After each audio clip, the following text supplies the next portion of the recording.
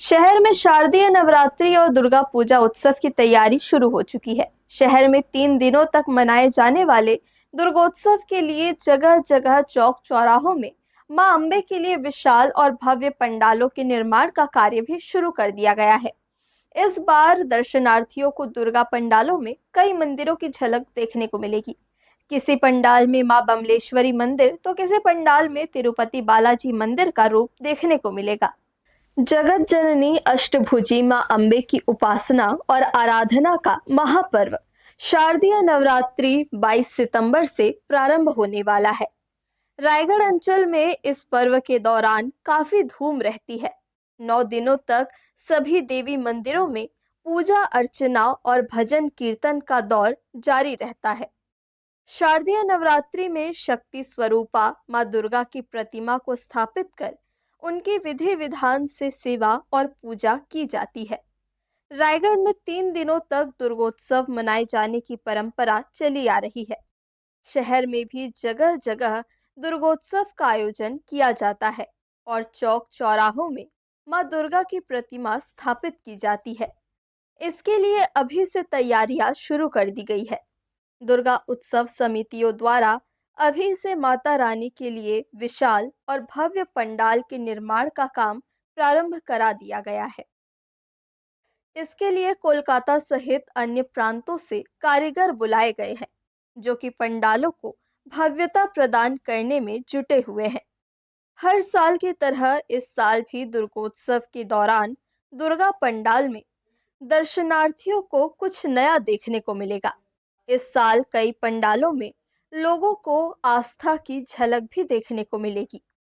Station चौक युवा समिति की ओर से इस साल दुर्गा पंडाल को डोंगरगढ़ स्थित मां बमलेश्वरी मंदिर का रूप दिया जा रहा है, तो वहीं नवयुवक दुर्गा संघ छोटे अतरमुड़ा के पंडाल को तिरुपति बालाजी की तर्ज पर बनाया जा रहा है।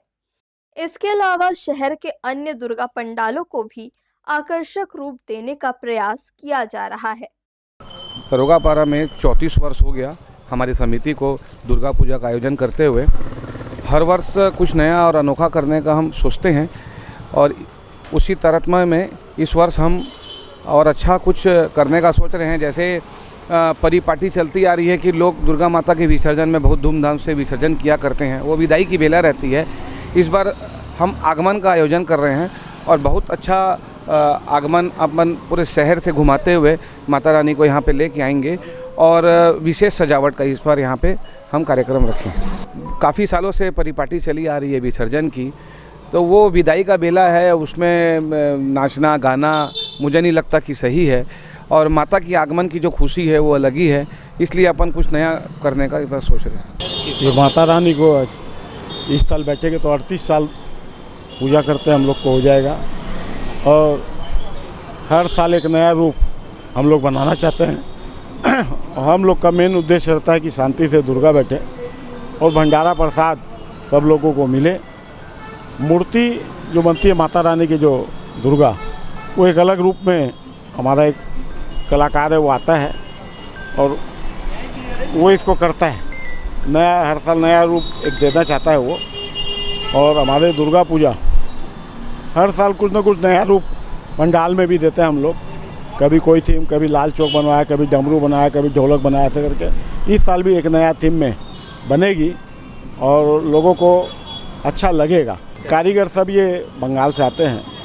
टेंट वाले तो हमारा अमित टेंट वाला रहता है, लेकिन कारीगर सब बाहर से आते हैं।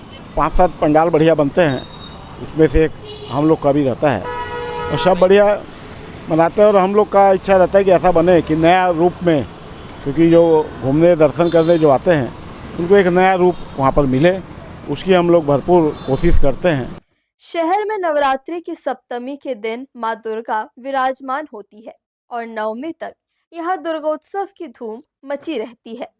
अष्टमी और नवमी के दिन शहर में जगह जगह विराजी माता रानी के दर्शन करने और उनका आशीर्वाद प्राप्त करने के लिए रायगढ़ सहित आसपास के अंचल से भी हजारों की संख्या में भक्त यहाँ पहुँचते हैं और मां के दर्शन प्राप्त कर खुद को धन्य समझते हैं। फिलहाल माता रानी के आगमन से पहले दुर्गा उत्सव समितियों द्वारा पूरे श्रद्धा भाव के साथ दुर्गा पंडालों के निर्माण के साथ ही साज सजावट का कार्य प्रारंभ कर दिया गया है। हर्ष न्यूज के लिए प्रमोद यादव की रिपोर्ट।